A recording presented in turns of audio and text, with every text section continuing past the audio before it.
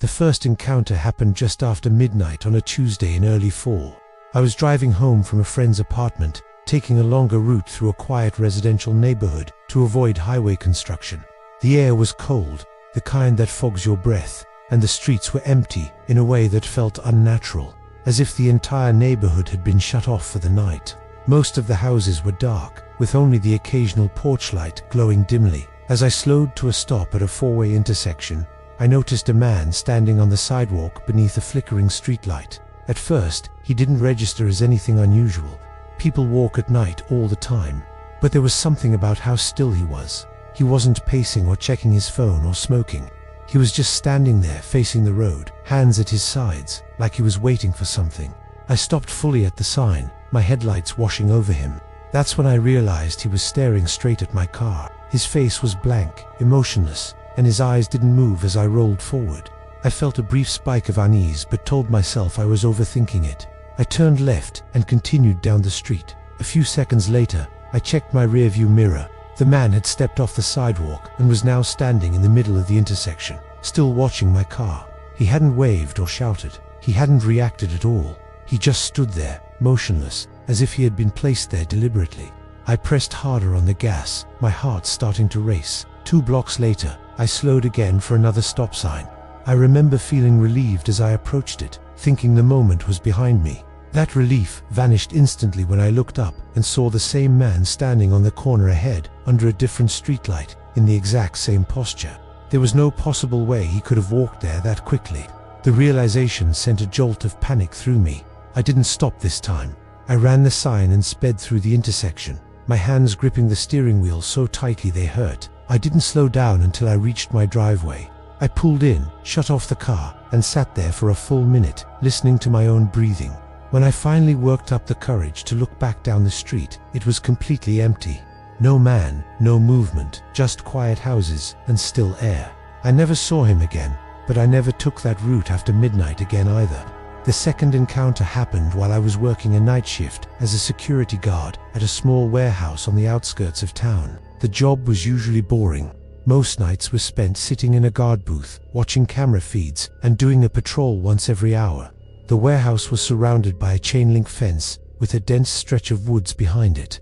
After midnight, the place felt isolated in a way that made even small sounds feel amplified. Just after 12:30, one of the exterior cameras flickered and went dark. It wasn't uncommon. The system was old, and the wiring was unreliable. Still, protocol required a physical check. I grabbed my flashlight, radioed that I was stepping out, and headed toward the back of the building.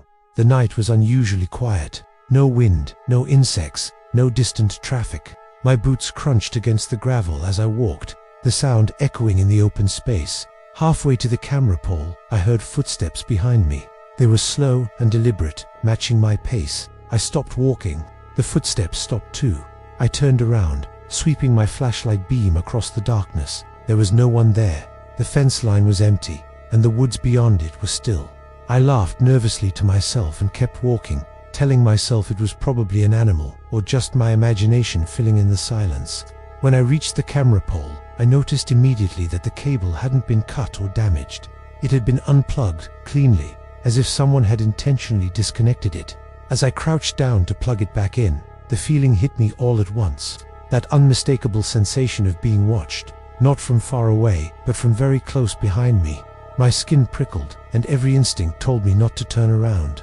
Slowly, I stood up and raised my flashlight. I turned just enough to aim the beam toward the fence. The light caught on something pale. A hand was gripping the chain-link fence, fingers wrapped tightly around the metal. The knuckles were white with pressure. The rest of whoever it belonged to was hidden in the darkness beyond the fence, completely still. I backed away without turning my back, my heart pounding so hard I could hear it in my ears. I didn't say a word. I just kept backing up until I reached the warehouse door. I went inside, locked it behind me, and stayed in the guard booth for the rest of the shift.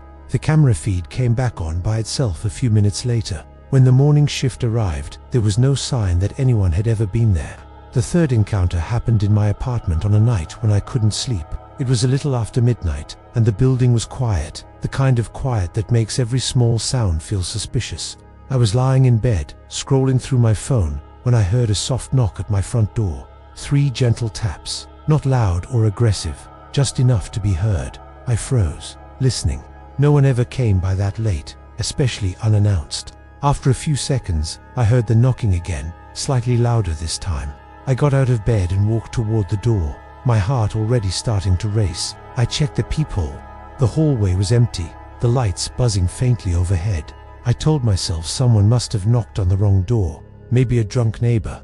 I stepped away and went back toward the living room. Before I could sit down, the knocking started again. This time it was slower, more deliberate. Between the knocks, I noticed something else. A faint sound, barely audible. Breathing. It sounded like someone was standing right on the other side of the door, breathing through their nose. I felt a wave of fear wash over me. I crept back to the door and checked the peephole again. Still nothing.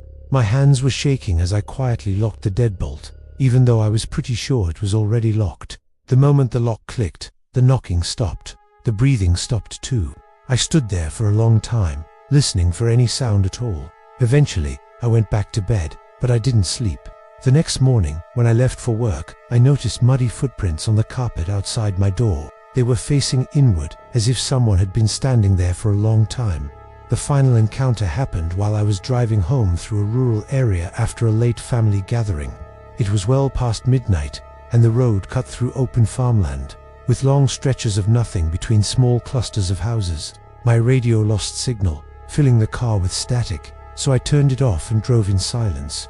As my headlights swept over the road ahead, I saw a figure standing on the shoulder. As I got closer, I could tell it was a woman. She was facing away from the road, standing perfectly still, her posture stiff and unnatural. I slowed down, debating whether to stop. Part of me thought she might need help, but something about the way she stood made my stomach twist. As I passed her, she turned her head sharply and looked at me. Her face was pale in the headlights, her eyes wide and unblinking. There was no expression there, no fear, no relief, just a blank stare. I accelerated, my pulse hammering in my ears. A few seconds later, I glanced in the rearview mirror. She was running after my car, not waving, not stumbling, running full speed, arms pumping, her movements smooth and deliberate. She was gaining on me far faster than felt possible. Panic took over, and I floored the accelerator, the engine whining as the speed climbed. I didn't look back again until I reached the next town. When I finally did, the road behind me was empty. I pulled into a brightly lit gas station and sat there for several minutes, my hands shaking on the steering wheel. I never saw her again, but even now, years later, I avoid driving that road after midnight, no matter how much longer the detour takes.